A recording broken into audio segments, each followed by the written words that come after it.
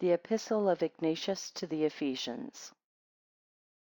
Chapter 4. To have a care for the Gospel.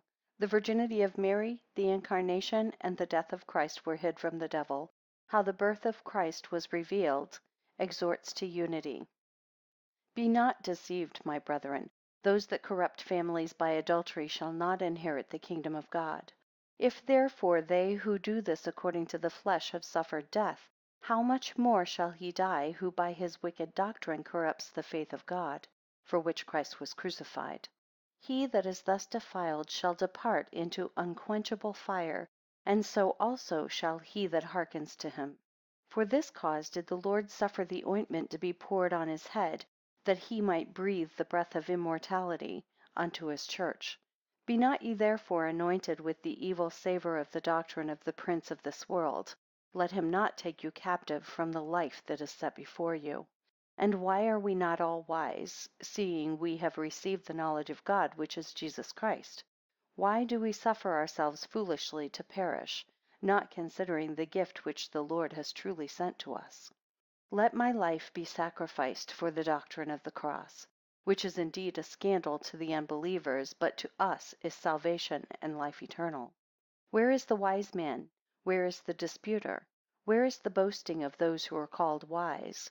For our Lord Jesus Christ was according to the dispensation of God, conceived in the womb of Mary, of the seed of David by the Holy Ghost.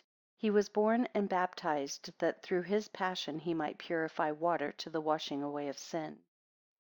Now the Virgin of Mary, and he who was born of her, was kept in secret from the prince of this world, as was also the death of our Lord, three of the mysteries the most spoken of throughout the world, yet done in secret by God. How then was our Saviour manifested to the world? A star shone in heaven beyond all the other stars, and its light was inexpressible, and its novelty struck terror into men's minds. All the rest of the stars, together with the sun and moon, were the chorus to this star, but that sent out its light exceedingly above them all. And men began to be troubled to think whence this new star came so unlike to all the others. Hence all the power of magic became dissolved, and every bond of wickedness was destroyed. Men's ignorance was taken away, and the old kingdom abolished, God himself appearing in the form of a man for the renewal of eternal life. From thence began what God had prepared. From thenceforth things were disturbed, forasmuch as he designed to abolish death. But if Jesus Christ shall give me grace through your prayers, and if it be his will, I propose in a second epistle, which I will suddenly write unto you, to manifest to you more fully the dispensation of which I have now begun to speak about the new man which is Jesus Christ, both in his faith and charity, in his suffering and in his resurrection.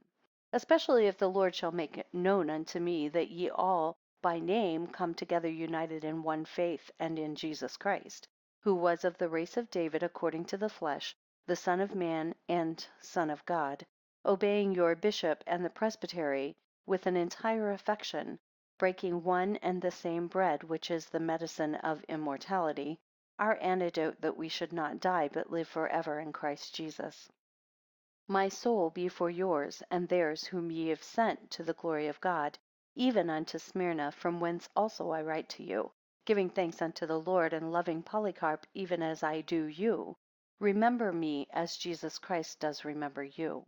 Pray for the church which is in Syria, from whence I am carried bound to Rome, being the least of all the faithful which are there, as I have been thought worthy to be found to the glory of God. Fare ye well in God the Father and in Jesus Christ, our common hope. Amen.